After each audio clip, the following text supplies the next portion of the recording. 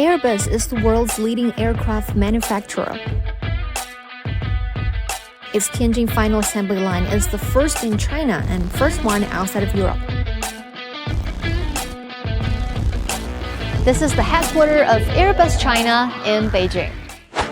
This is Eyes On with Aiping.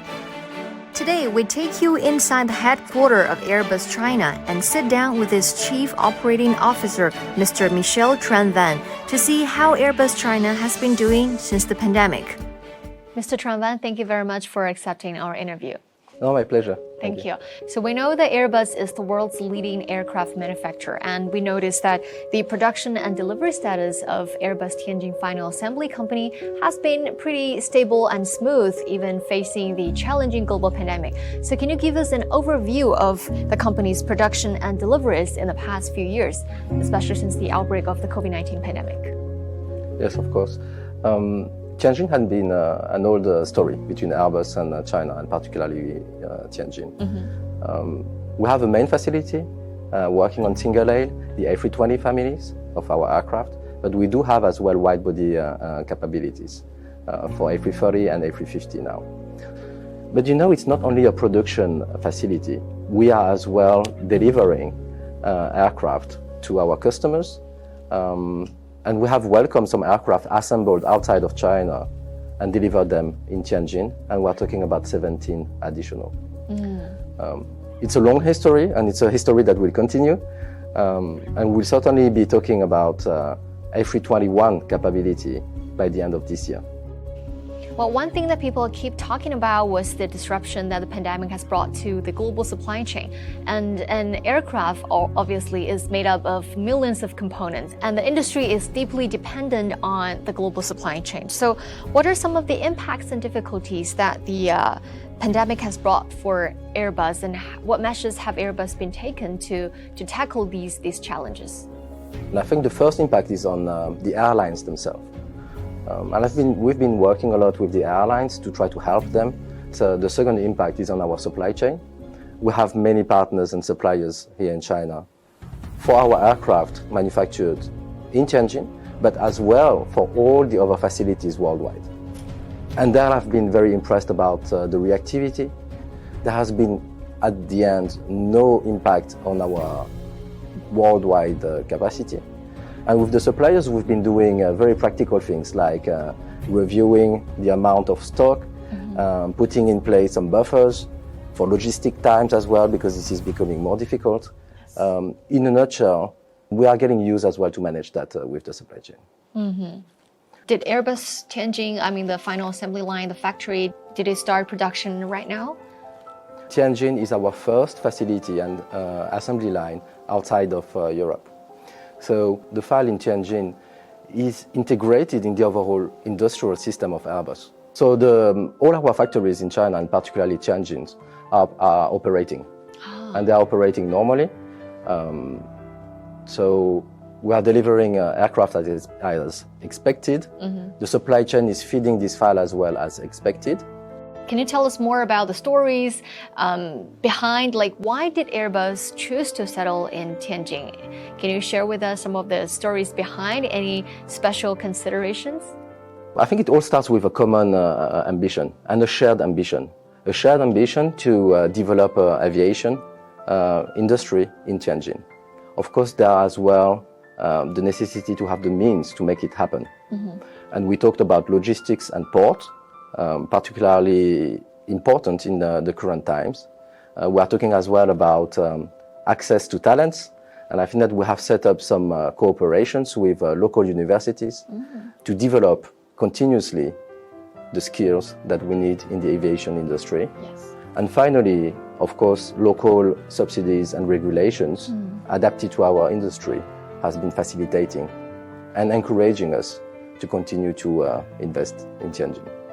I wanted to know, Airbus Tianjin, does its main market is in China, the mainland, or is it in the Southeast Asia? So the priority for Tianjin, and particularly due to proximity, is to help local airlines in China. But there has been some interest coming from airlines in Asia, and we are definitely addressing that providing delivery capabilities to other Asian airlines as well. Those 2,000 employees are international teams, so we are finding our ways to maintain that.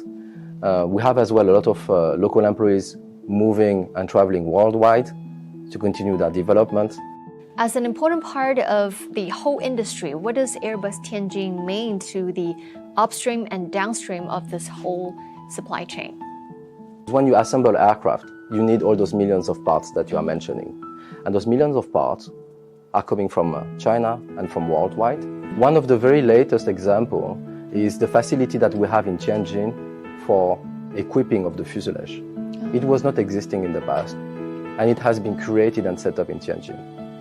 The partner that we are working with, of course, has facilities all over China, but for efficiency reasons, we have all gathered in Tianjin. So whatever we invest in Tianjin is as well defining the next steps for the complete supply chain. And that's why when we're talking about stability in our production, in the past, future investment, this is giving perspective as well about the evolution and the growth of the supply chain in China.